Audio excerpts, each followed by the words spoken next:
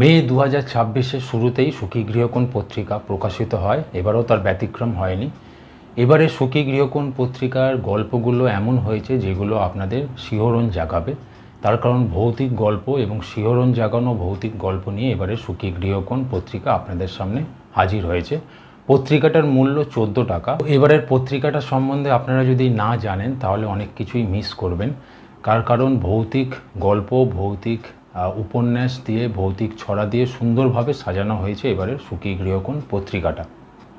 ভৌতিক উপন্যাসটা দিয়ে শুরু করা যাক। হিমাদ্রি কিশোর দাশগুপ্তর মোড়কখানা এই ভৌতিক উপন্যাসটা এবারের খুবই আকর্ষণের বিষয়।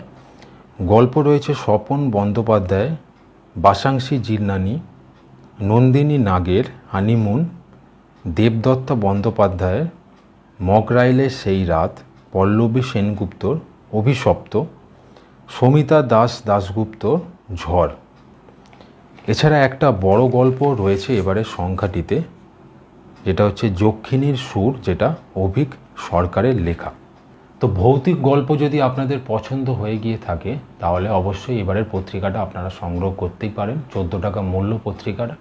নিয়মিত সুখী গৃহকোণ পত্রিকা সহ অন্যান্য জনপ্রিয় পত্রিকার এইরকম তথ্য নিজেদের সামনে পাওয়ার জন্য চ্যানেলটাকে অবশ্যই সাবস্ক্রাইব করে রাখুন। ধন্যবাদ।